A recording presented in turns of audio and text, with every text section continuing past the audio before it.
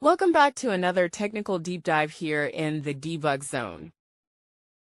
Today we're tackling a big question and breaking it down with insights from other users. Hopefully this clears up some misconceptions and helps you get the answer you need. So buckle up, stay a little curious, and let's jump right in.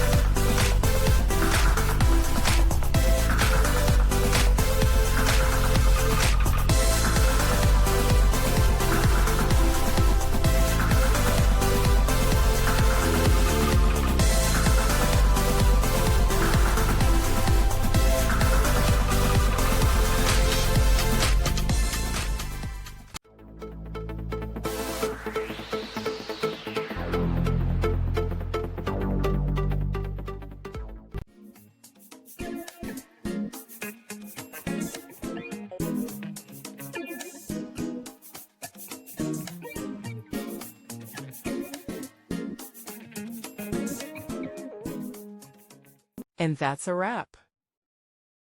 I hope you found the answer you were looking for. If you did, take a second to hit that subscribe button. It really helps out.